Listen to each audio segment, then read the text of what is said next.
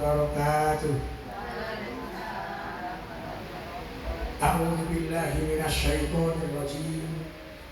Bismillahirrahmanirrahim. Alhamdulillahilladzi hadana li hadza wa ma kunna linahtadiya laula an hadana Allah. Wassalatu wassalamu ala sayyidina Rasulillah wa ala alihi wa sahbihi wa mawalah. Wala haula wala quwwata illa billah. Amma ba'du. Yang terhormat Bapak Dr. Andes Pujianto SHMHum beserta Ibu Sinta sekeluarga yang senantiasa mudah-mudahan selalu diberikan kesehatan, kemaslahatan oleh Allah Subhanahu wa taala. Amin, Allahumma amin. Yang kami hormati para jamaah Majelis Taklim Nurul Nisa di RT RW 4. Ya, Pak, Kelurahan Gendang Ngisor, Gajah Mungkur, yang semoga senantiasa selalu mendapatkan rahmat, kasih sayang, rahman dan rahim dari Allah Subhanahu wa taala. Amin, Allahumma amin. Pertama-tama mari kita bersyukur kepada Allah Subhanahu wa taala. Syukur itu kita implementasikan biqauli alhamdulillah wa syukurillah.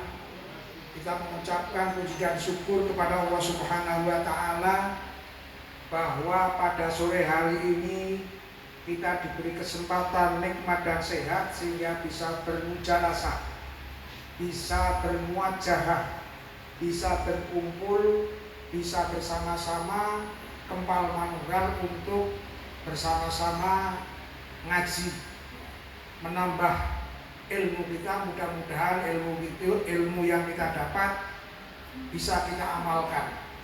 Demikian juga saya pada hari saya juga belajar.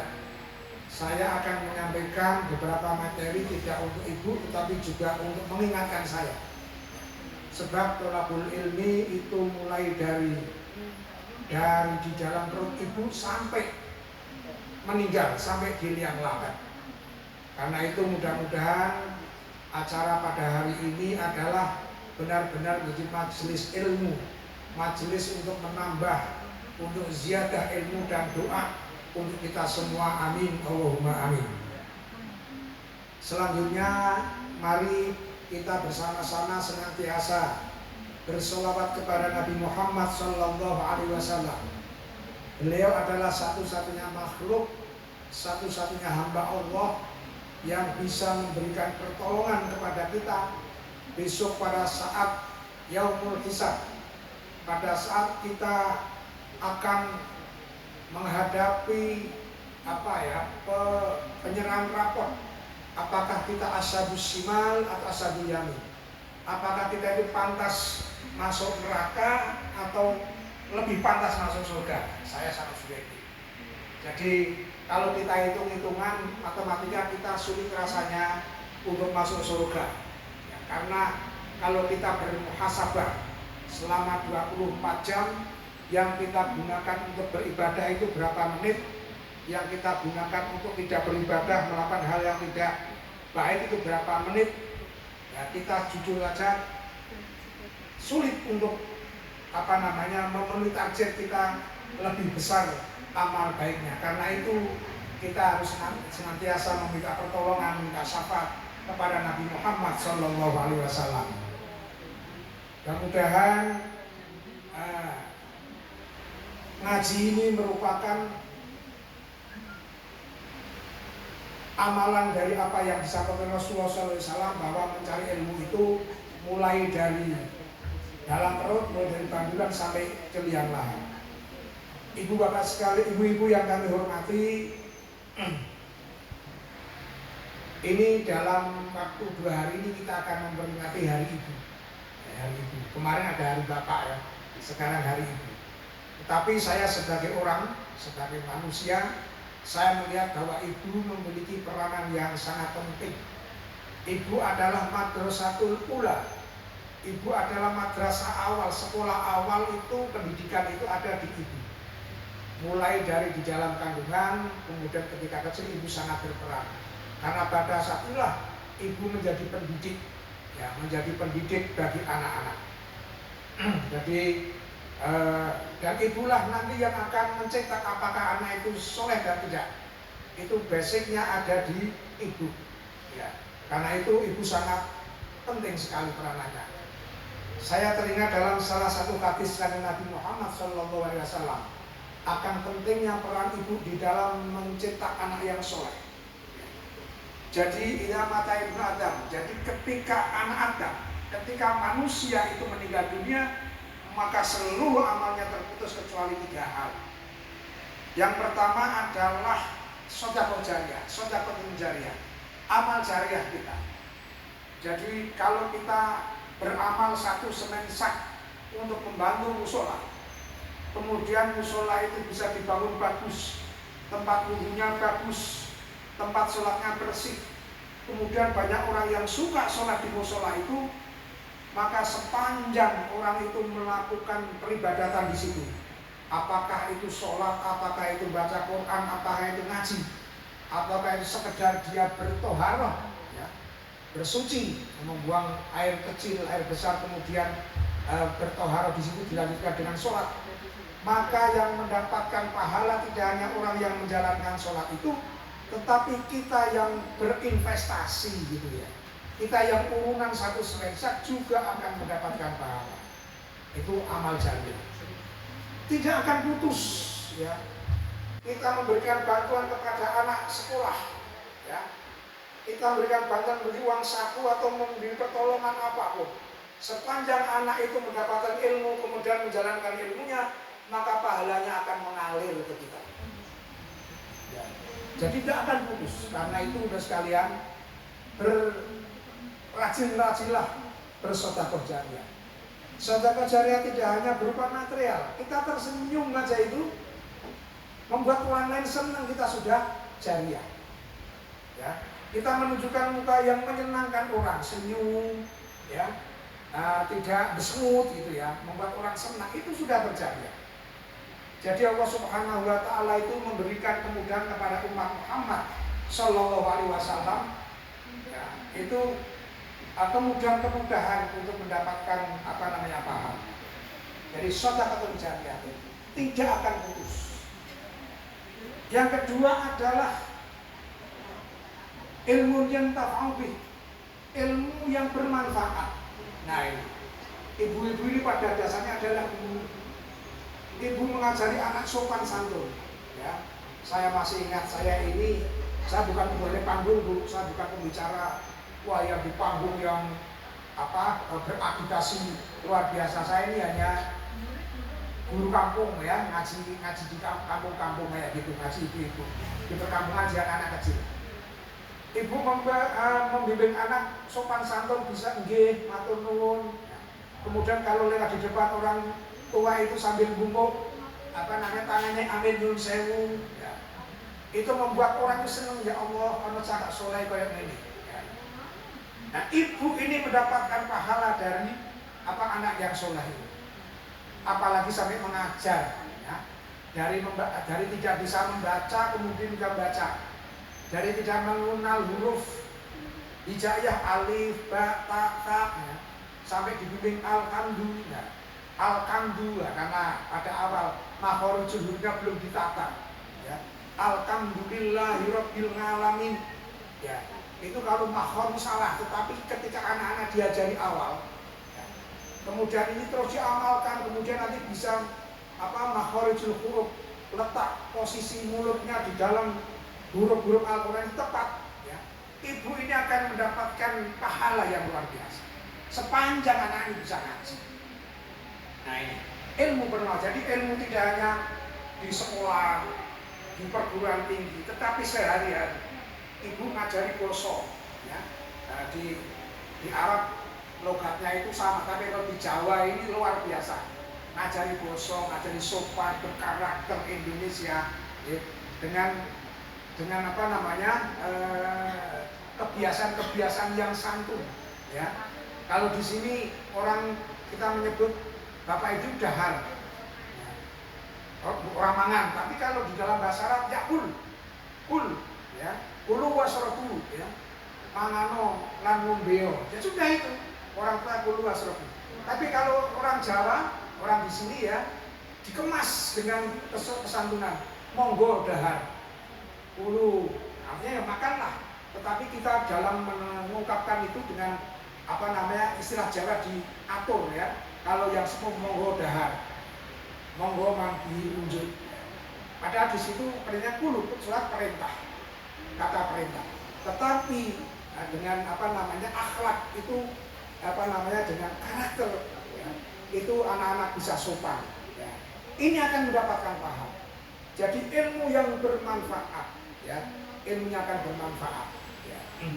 Kemudian yang ketiga ya ini adalah anak soleh, ya, waladun solih, waladun solihin yatulah, anak soleh yang siapa anak soleh? Anak yang mendoakan kepada orang tuanya, baik ketika orang tuanya sudah masih hidup atau sudah meninggal dunia. Inilah anak soleh. Ibu-ibu kira-kira pengen anak soleh apa tidak anak soleh, Bu? Menginginkan anaknya soleh semua, Bu, ya? Amin. Allahumma amin. Tanda-tandanya anak soleh itu kamil, ya. Gelem ndongake wong tuane wis iki. Pengertiannya panjang, tetapi sing praktis pokoknya anak gelem ndongake tiyang sepuh wong tuane niku salah satunya adalah ciri-ciri anak yang soleh mendoakan. Mendoakan ketika masih hidup maupun apalagi sudah meninggal, ya. Jadi amal soleh, amal perbuatan yang baik, ya, amal orang itu akan terputus ketika sudah mati kecuali 3 hal. Yang pertama adalah sedekah jariah, yang kedua ilmu yang bermanfaat, yang ketiga adalah anak soleh yang mendoakan orang tua, apalagi terlebih-lebih orang tua yang sudah meninggal. Jadi orang yang tua yang sudah meninggal itu membutuhkan asupan doa. Ada satu cerita, ya, ada satu cerita. Pada satu hari di alam kubur sana ada seseorang, nah, setiap hari Jumat itu kan para khotib yang berkhutbah itu kan salah satu rukunnya itu mendoakan seluruh umat Islam. Allahumma ighfir lil muslimina wal muslimat wal mu'minina wal mu'minat. Ya Allah, berikanlah ampunan kepada orang-orang Islam, orang-orang mukmin, laki-laki maupun perempuan. Jadi semua mendapatkan kiriman doa seminggu sekali.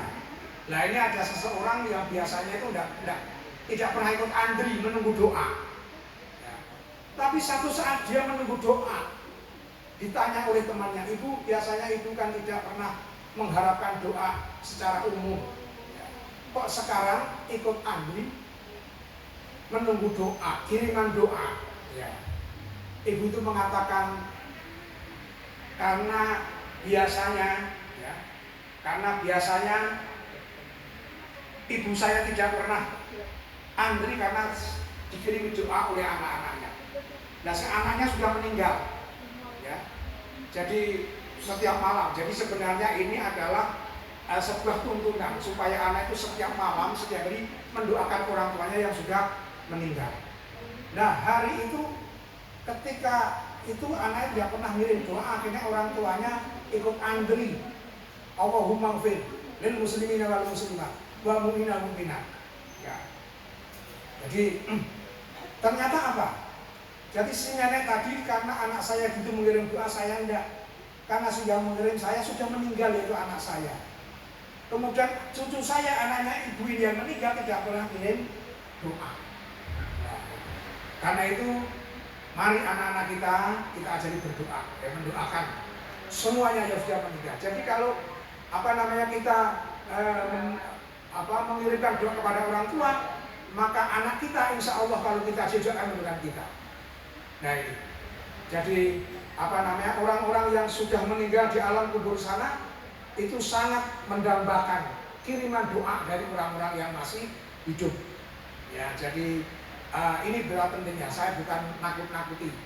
Kematian itu bisa dialami oleh siapa saja, tidak pandang umur, apakah muda, apakah tua, ya itu pasti meninggal dan membutuhkan asupan doa dari yang masih hidup. Ya. Jadi ada pelajaran supaya kita selalu mendoakan orang tua, keluarga kita yang sudah meninggal. Ya. Ada ajaran, ada tips ya dalam bahasa Jawa ketika masih kecil dan sampai sekarang masih didengungkan. Ya kalau di perkotaan barangkali jarang, tetapi sekedar untuk mengingatkan ya. Jadi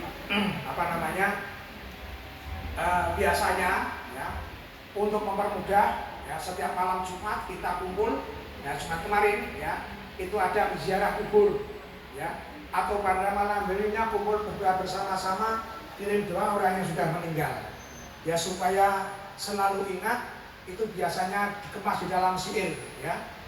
Saben malam Jumat ahli kubur mulai neng omah. Saben malam Jumat ahli kubur mulai nang omah.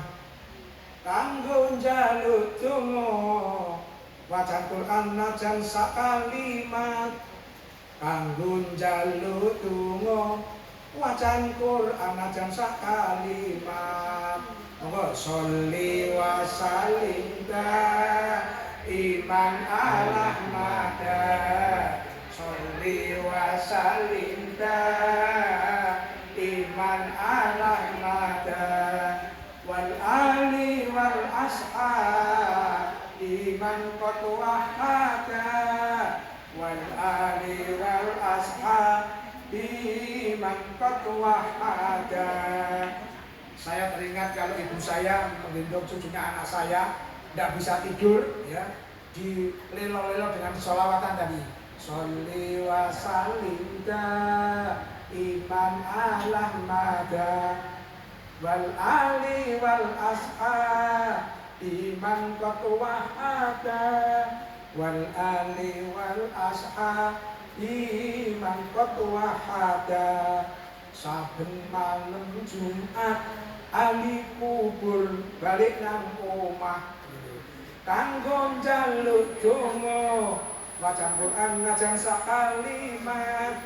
Wacan Quran kanggo njaluk donga wacan Quran najan sak kalimat. Jadi setiap malam Jumat ahli kubur itu pada pulang,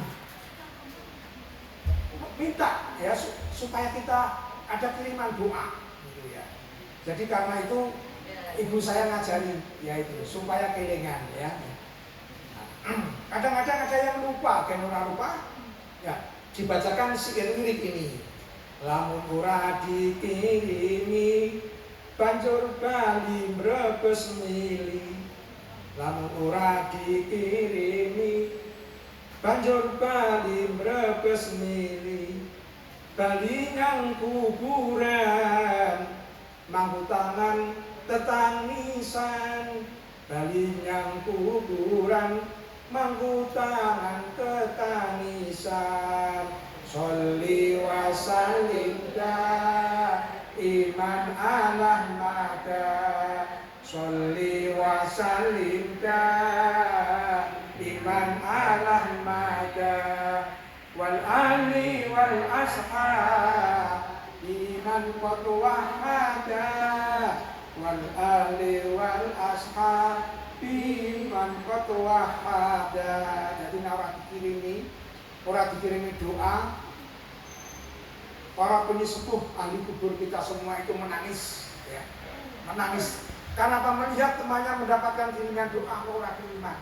Seperti kita sakit di rumah sakit, kancane do ditiliki ya, do ditiliki dikubur. Ya masih miliki kenes ya. Jadi balik ya. Coba kita di alam yang berbeda oleh somatur. Maka ibu-ibu dulu itu mengatakan supaya anaknya dari wong soleh paling ora iso ngirim donga, diingatkan ya.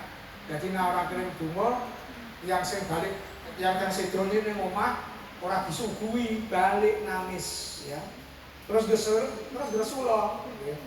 Kebacut temenan nger anak turunku, kebacut tenanan nger anak turunku, kowe ora wirang padha mangan donyaku, kowe ora wirang padha mangan donyaku, sholli wa sallim iman Ahmada, sholli wa sallim iman Ahmada, wal ali wal ashab iman qatwahada, wal ali wal ashab iman qatwahada.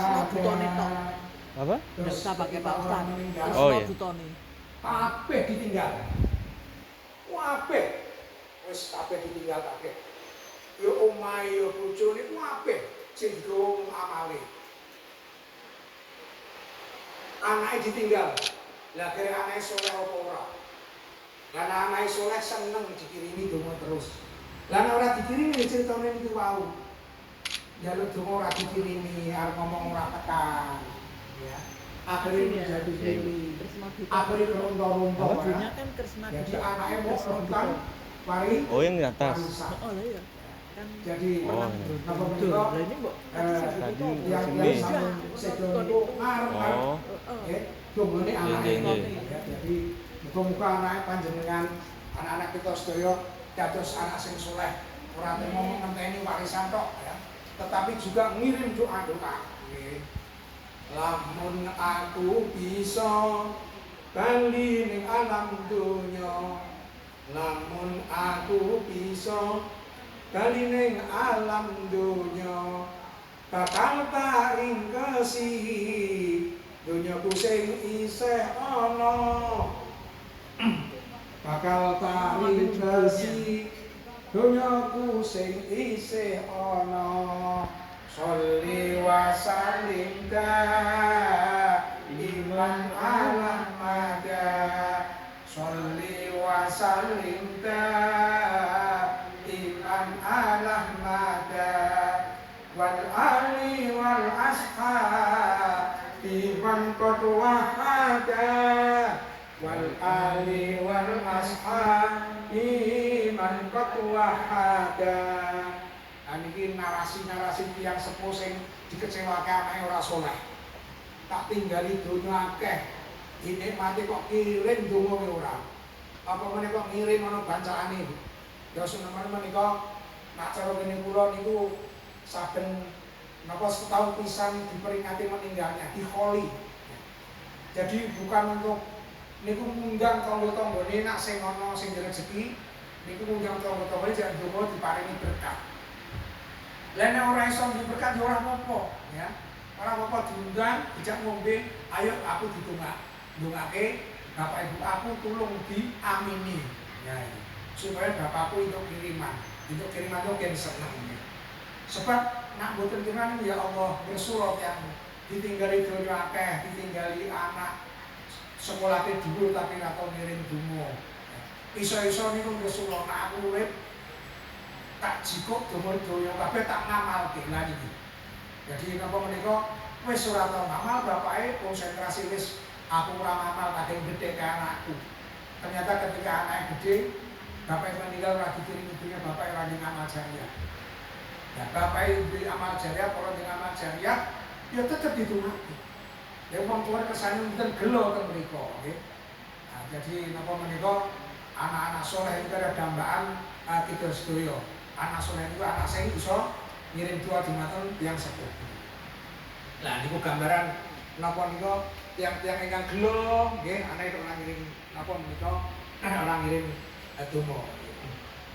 Biyen kowe isih cilik ngger aku sing rumati, biyen isih cilik ngger aku sing rumati, bareng kowe gedhe ngger kowe lali bapak umi, bareng kowe gedhe Bapak Umi, sholli wa sallim iman ala mada, sholli wa sallim iman ala mada, wal ali wal ashab liman qad wahada, wal ali wal ashab liman qad wahada. Lan kula sekalian, niki syair-syair napa nggih kangge mengingatkan supaya kita sedaya aja lali ndadekake anak soleh. Anak soleh niku dibekali supaya birrul walidain, iso becik karo wong tuwa. Berbuat baik kepada orang tua tidak hanya ketika masih hidup, tetapi juga ketika sudah meninggal. Kita bayangkan ya, anak yang soleh itu ketika kita masih hidup, ketika kita menghadapi hari tua, ketika fisik kita sudah mulai berkurang, kekuatan kita sudah mulai menyusut, maka butuh bantuan dari anak yang soleh. Anak yang soleh itu anak yang salah satunya harus mau merawat orang tua. Kita pernah melihat ceritanya Pak Habibie. Pak Habibie itu presiden, wong pinter iso gawe pesawat, tetapi ketika masa tuanya anaknya sekolah di luar negeri semua, sendirian di rumah bersama cucunya. Ya. Jadi menceritakan betapa sepinya. Ya memang napa menika di rumah, tetapi keinginan bertemu dengan anaknya sulit karena berada di luar negeri. Jadi orang tua itu pengen sekali ketemu dengan anak. Salah satu kebahagiaan anak orang tua itu ketemu dengan anak yang soleh. Problem menika kepada ibu-ibu yang masih muda, yang masih punya orang tua, sering-seringlah ditengok, ya sering ditengok, diberi semangat ibu, diberi semangat bapak, ya untuk hidup selalu siap bahagia, siap menghadapi kematian. Kadang-kadang orang tua tidak siap menghadapi kematian. Kersane siap menghadapi kematian. Dia kan ngerti, ya Allah, aku orang banyak-banyak sholawat dan istighfar. Istighfar, astagfirullah, ya. Astagfirullah.